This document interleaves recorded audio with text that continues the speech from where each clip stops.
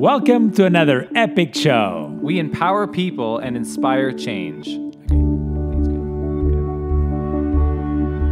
All right, welcome back, guys. We are here for another podcast. I'm excited. It's a little rainy this morning. We're up in Whistler, and we're going to be talking today about kind of the emotions of the beginning of the trip. So we're going to start the trip kind of the night before, just talking about Amy and I arrived with Hudson.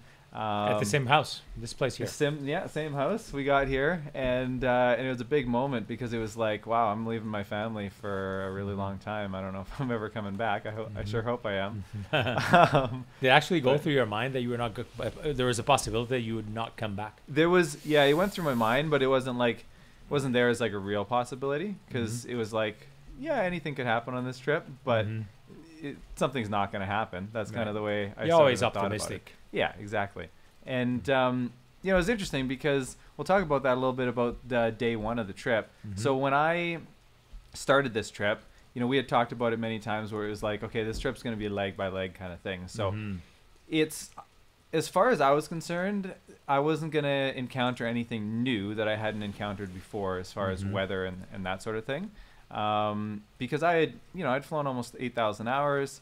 I feel like I had encountered mostly everything that you can, helicopter wise.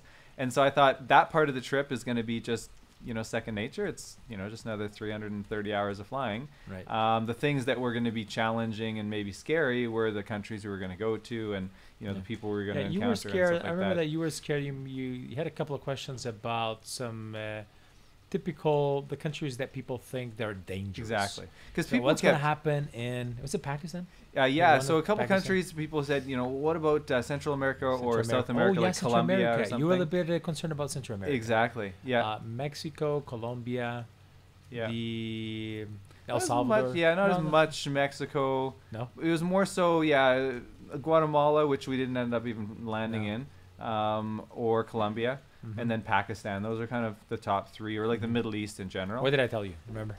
What did you tell me? You said don't worry about it. So countries, don't worry about it. No, exactly. We should be worried about flying. Exactly. So that was interesting. So I mean, there's emotions going through our minds and stuff like that. But for me, it wasn't really safety of the flying, which was interesting. We did discuss a couple of times. I remember that we did discuss a couple of times about the risk of flying. Yes. And I think I even discussed this with your brother Sancho. I think. And my theory on my thesis was always the same. It's going to be a leg by leg. Yeah, which we always considered that to be, it's one day. We're going to take every day as a day of its own. We're going to take challenges as a day of its own. What will be the difference, right? Yeah, there's no difference. We're just going to fly. So we make a decision. Yeah. It's good, we fly. It's bad, we don't fly. Yeah. And then tomorrow we're going to have another decision. It's good, we fly. We don't fly. Yeah. We thought it was going to be that way. Was it actually that way? Definitely did not turn out to be that way. So there was a lot of pressures, just subtle things that that were building up. I think one of them for me was because there's two big ones for me. So I'm massive. My life is kind of structured around timing. Like this morning, for example, I texted you when we not long after we left Abbotsford, and I said we'll be there at 8:30, and then I was pulling up around the corner here at 8:31, and I was 1 minute late, and I'm like, Amy, we blew it. We were 1 minute late. I know. So for me, timing is a really big thing, right? And so staying on time, just the mental staying on time was a big thing for me. Not to mention that we had like 95 at the time. I think 95% of our hotel sponsored. Majority, and so vast majority. Sponsorship was half the battle, but just the fact that we had actually pre-booked every single hotel pretty much, except for maybe 3 or something. And the conferences on the whole trip, and conferences as well. So there was schools and universities and stuff like that counting on us. And so for me, it was subtle, but it was a pretty big pressure to make sure that we stayed on track, because every day that we missed, we would have to call every single hotel, or we'd have somebody have to call for us and rebook that, and that's a big deal. And then if have those hotels say, "Wow, we sponsored you for that day, but we're booked up," after that or whatever. I felt that pressure, and we didn't realize that on the planning, because on the plan we were thinking it was going to be leg by leg. Exactly. But then later, on the first day, actually, we can go back to 1st of May, the same house here. We got together, and you came over. Couple of other family members, I think, right? Yeah, exactly. And also Sancho came over. Yeah. and we were ready to go. We were just like last minute planning, looking at the route, making sure we got our first couple days kind of figured out where we go. Flight planning, there was just initially right off the bat there was some flight planning stuff to go through, so we had to file what's called an EAPIS. That's to get through to the US, and so that was an online application, so we were doing that. We were calling customs, making sure that they were aware that we were coming to US customs. And we had no idea what we're going to encounter on day one, on the first border crossing. So let's get there. So basically that was an exciting evening. The next morning we're getting in the helicopter, we're saying goodbye to family, and there's mixed emotions because it's like it was interesting. So it was a lot of excitement. For me, there was a lot of sort of like fear in the sense that I was being brought along mainly as a guy that knows what to do as far as flying is concerned, right? I was feeling safe. Yeah. Said, okay, this guy can pull me off for anything that it's going to be critical. Yeah. Well, I'm going around the world, and if anything really critical happens, this guy has almost 9,000 hours. He can pull it off.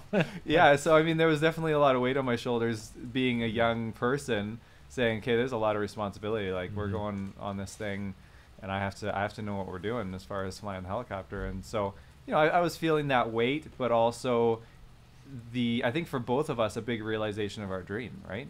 This is something that we'd both dreamed about for a long time. And that's also something that is weird because you think about it for such a long time, but that day goes like a spark. Just comes in, disappears so quickly, and it's difficult to live the moment. Yeah. Right? Did you feel that? Yeah, let's dwell on that for a second, because that's an interesting thing that we encounter on a daily basis. So anybody who sets goals, accomplishes things in life, they will go through this where they're constantly setting goals, and then hopefully they're accomplishing them. They're getting to that point where they're accomplishing them. But do you actually take a little bit of time to celebrate those goals? Like, do you just get to that milestone and then just keep piling right on? Because you sort of set it as like, okay, that's a milestone. I'm going to reach X, Y, Z, whatever it is. And then there's going to be like this big aha moment, like I made it to my goal, right? But if you're constantly setting new goals, then you never really make it to that moment. So like whatever the milestone is, let's say it's breaking 1,000 hours in your flying career, or getting to a certain accomplishment in business, or whatever it is, right? And then you get there, but life is smoking busy, and you keep on going. So let's use this example. We get there and we're launching off on our journey, and it's like, wow, like we are actually setting off on this goal that we've been kind of, this is the culmination of so many things, so many dreams for so long. But did we take the moment to realize it? I don't think we did, because we had this massive goal in front of us that we wanted to accomplish, and it was the next thing. Like, okay, let's get day one done, day two done. I think that's a personality thing also, because we were so driven to achieve goals, right? That the fact that we were departing that day was relatively important, but not as important as the goal itself, as the completion. So of it was being dimmed, because of the pressure to accomplish the goal. And we knew that responsibility and the undertaking and the large amount of things for sure that we're going to go through would be massive. So we just we're constantly thinking, okay, what's ahead? What's next? What's next? Right? We did celebrate, as you were talking about celebration, we did celebrate a couple of things that were major on the trip. When we did, hopping some big we did make some big celebrations for sure. Our antipodes and stuff like that. Even the Aruba one, right? That you were concerned on, because we had a lot of what's called the trade winds, east to west. And we had a headwind. We really liked that one. Then later on Greenland, and then later in the, you can see it in some of the vlogs. I mean, we're running around screaming because we're celebrating those moments. Were milestones that were really important for the goal. And just departing. So we get that done. It was like the departure from here, not very far. It's like 2K from here, right there around the corner. I remember that when we departed, we had a couple of helicopters going with us. It was really nice. And we went to Vancouver Harbor, right? And at Vancouver Harbor, we left a couple of people there, right? Other helicopters. They departed or they just didn't land, or just departed somewhere else.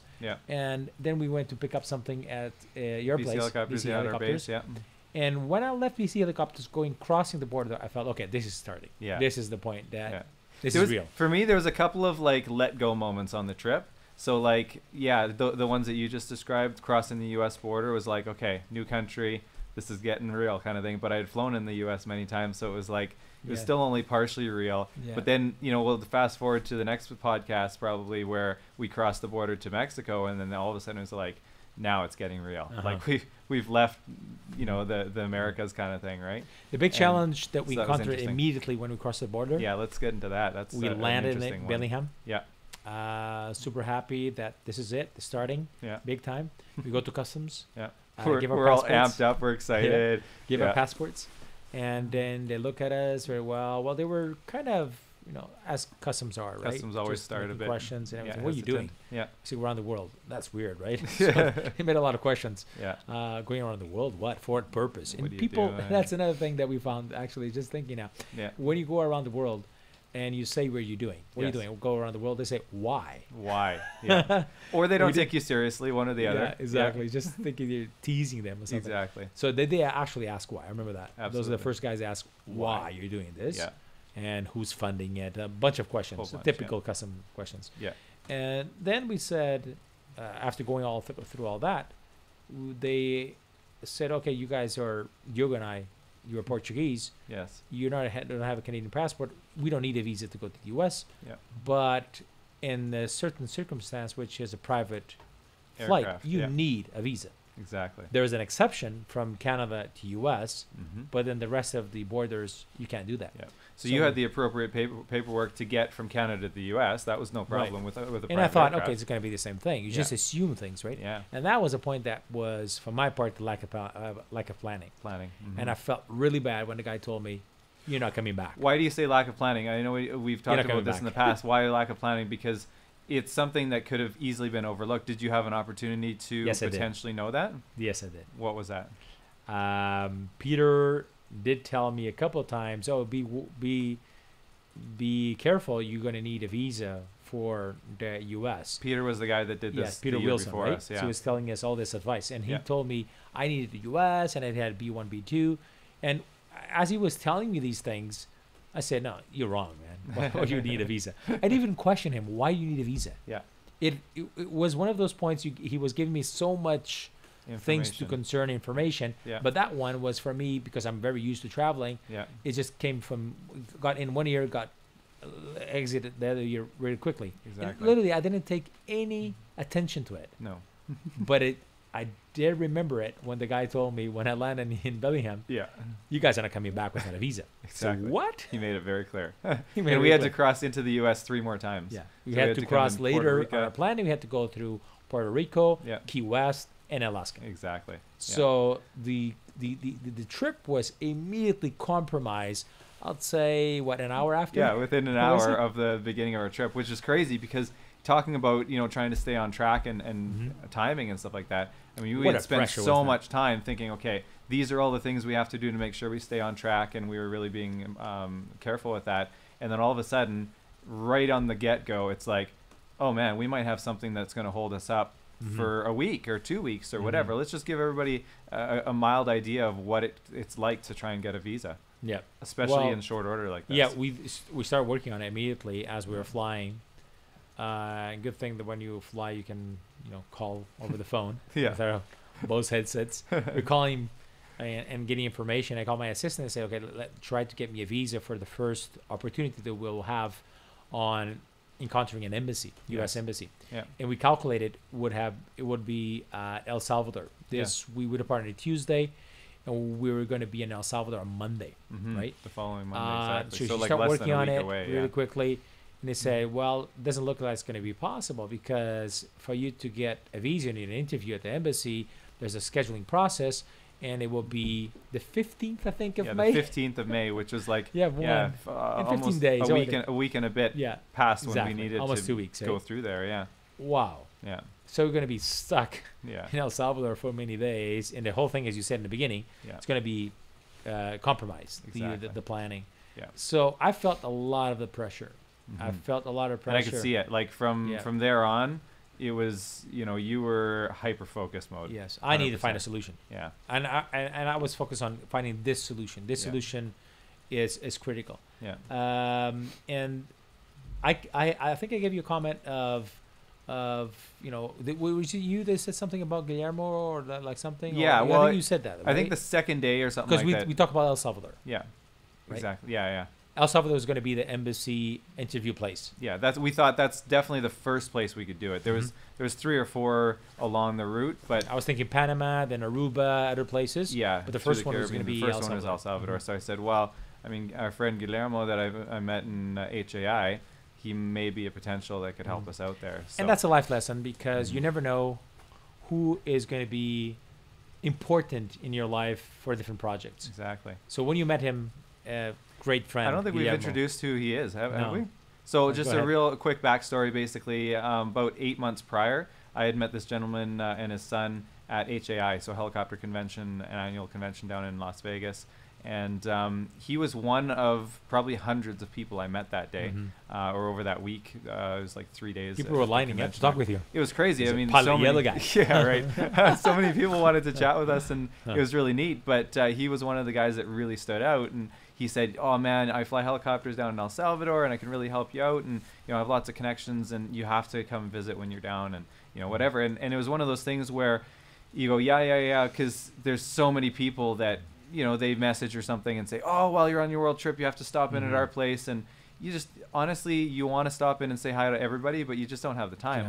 The trip is such a tight scheduling that it's really impossible. And at least ours was. Yeah, ours was. We could have extended if we didn't want to break the world record. Yeah. But anyway, so it was like, but the more he talked to me, the more I was like, we really got to take this guy seriously. Like, we should meet up with him when we're down there. So I texted you and said, hey, we should try and meet up with this guy. And you're like, oh, okay, yeah, sounds good. And so then it was good, because over the next 3 months, we started interacting more with him, and he ended up being a really big help, just in some basic planning things. He gave us a very good planning advice also in Mexico, because we had it planned initially for the East Coast, exactly, Caribbean coast. Yeah. I got some comments when we went to Robinson Safety Course. I met a Mexican friend there. Yeah. Another pilot, and he said, well, be prepared for some turbulence in that time of the year around that. Bad weather turbulence, and okay, that's not going to be good. Then we talked with Guillermo. He said, oh, why are you going that way? Just go on the West Coast. Yeah. And the West Coast is going to be much nicer. You're going to have, airports that I know. I can tell you which ones. Yeah. And we immediately changed that planning. I hadn't met him before. You had met him at the trade show. And then he was super nice. Guillermo is just amazing. What a personality, what an individual, incredible, rich of everything that you can have as a friend. Yeah. And he gave us this advice, and the interaction with him was so good before the trip. Exactly. That when we were talking about this El Salvador, he said, why don't we try and contact him to see if there's any way he can help us? Yeah. And you always try everything. This is a lesson in life. You always try everything. Yeah. We mentioned this in the trip. Remember, Misha? Now I'm remembering something else. Yeah. When he said, "Why not?" Yes. There's another situation. What was it? That why we shouldn't do this? Why not? Yeah. Remember that? Oh, there's no cost. That's right. You coined that. Yeah. There's no cost to asking. Exactly. It's free to ask. It's free to ask. Yes, exactly. And it went both ways. I mean, we both joked each other about it, and it's like, why not think about it? Because we're going to get to this a while from now, but Pakistan, we had some major challenges, and I started throwing out ideas to you, and you're like, you're crazy, like don't even talk about. I'm like, it's free to ask, right? Like, why don't we just ask and see if this is let's explore any possibility that we can possibly. I said it to you before, and you kind of reason it very quickly and say, well, you're right. Yeah. Then we start using it many times. All the time. Yeah. It's free to ask. Yeah. And it was a free to ask situation with Guillermo. Yeah, exactly. We called him, and he said, I think I could probably help. Exactly. Wow, what a good news we had there. That was amazing. Our hopes went higher. Yeah. And then they start working at. And my assistant with him. We'll leave that for later. I think we'll wrap that story up on another time. But let's just get going on the trip. So we leave here. We get across the border. We talk to the customs guys. We start thinking about that. And then, so we had set up prior to the trip on our website kind of like a fly with us section. So We wanted people to sign up if they had their own aircraft and that they could fly a leg with us. And we thought that would be a really sort of a neat way to connect with our viewers and stuff like that, and sort of create a bit more community. And so we had done that, and there was one gentleman that signed up, and he said he wanted to fly with us kind of through the Seattle area. And so it was interesting. I'd been messaging with him quite a bit, and he said, yeah, he's going to come along with his Robinson. And so he had a 44. He had a 44, yeah. And so we had this sort of rendezvous point where we were going to meet, and it all kind of worked out really good. And we started talking on the radio. Like, it went from, text messages to radio, and all of a sudden, there he is. And I could see him kind of way off in the distance. And he saw us, and so he said, okay, I'm just going to come. I'm going to loop around in behind you guys. And I was on the right side, you're left side. It's exactly. important. So you're right side of the helicopter, I'm left side of the helicopter. He was kind of slightly off to my from your left. When side. I first saw him, he was kind of at our maybe 11 o'clock position, 10 to 11 o'clock position. And so he kind of came, looped around, and then he was going to come from my side, and he was going to loop around and come up beside us, and then we were going to fly along together and film each other, and it was going to be neat.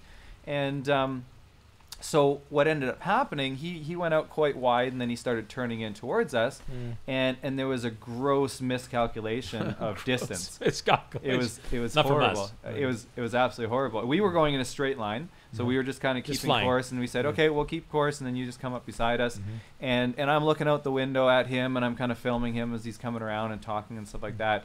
And I see him making this bank, and his bank gets steeper and it gets steeper, and I see his closing angle at us. And I think originally he kind of planned to come in behind us, and he cut too tight on his turn. And I'm looking at him coming at us, and it's getting closer and closer and closer. And I'm thinking, all of a sudden, it just clicked, like, he's going to hit us. Yeah. And I grabbed the controls, and I started banking away as hard as I could. And we're both in this, like, I don't know, 60-degree bank away from each other. Yeah. And the closing angle is still coming. And at this point, for you, the realization of what was going on hadn't hit yet. Not because yet. You didn't see him coming. No. So you didn't see how quick this was happening. And so you're kind of like, oh, what's going on? Because I grabbed controls.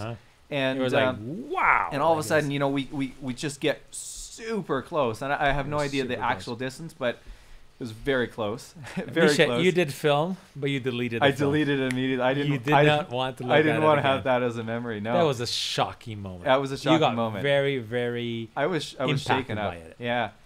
The helicopters finally started going away from each other. Yeah. And then the nerves kind of set in after that. And it was interesting. So just to debrief on that, because there was many moments on the trip where crazy things happened, and we spent quite a bit of time debriefing about it. I think that's critical in anything that happens in your life, whether it's a life-changing, like a life scare, or whether it's a business thing or whatever it is, to spend time with somebody. You want to understand, you see, what could have been done differently. Exactly. So spend time with somebody that you trust, debrief about it, talk about it, and then find out how can you learn from that situation. So we debriefed on that on a long time, and that really shook me up. And the interesting thing about it was, going back to the night before starting the trip, it was like, oh man, like, there's things that can happen on this trip, flying things that I wasn't even considering. Yeah. And two things happened within the first 3-4 days, basically. Yeah.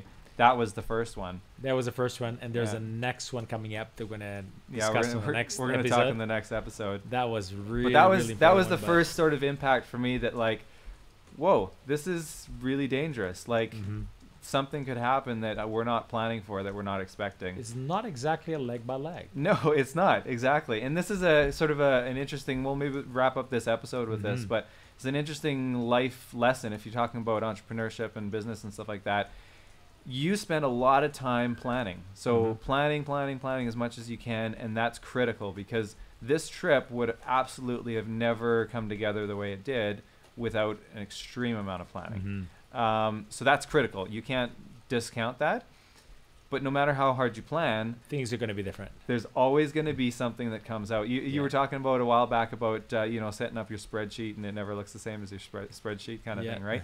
Exactly. But there's so many curveballs that get thrown at you in business or in life in general. Excel's your friend. I usually say Excel's your friend. Exactly. Accepts anything in that cell. You can put all the numbers you want in there. But one thing we're good. sure is that life, or the execution of the business plan, is not going to be as we put there. It could be higher or lower, but that exact amount or that exact situation, it's going to be different, because it's just a matter of statistics. And we know that in our trip that as we were going and planning, A lot of things were really well planned. Yeah. But everything was, you know, a Things came at situation us, by yeah. itself. Exactly. it's And that's, still I think different. that's what defines people. So that defines the difference between someone who succeeds in life, Mm-hmm. and that's a personal choice to say I've succeeded, or not a choice, but a personal personal thing to say, yeah, I've succeeded in whatever it is that you're trying to succeed, whether it's just pure happiness or finances or whatever it is, and somebody who doesn't. And that's, I think that difference is when you do get knocked down, like when hard things come to you in life and you got knocked down and there's things that you didn't expect, whether they're massive blows or whether they're small blows, you know, how you deal with those things, how you get up and continue on from those, I think that's what ends up That's what defining makes people. difference. Yeah. So Yeah, that was the first day of the trip, Yeah. and we had pre-close encounter, yeah, and also very clear call out saying that this is probably not going to be a leg by leg, exactly. and Yeah. that's what actually happened. Yeah. So this wraps up the Episode another number, episode, yeah, another episode number 4. 4. Right? Exciting. Continue our journey next time. Yeah, we'll See you talk to you guys. guys later. Bye.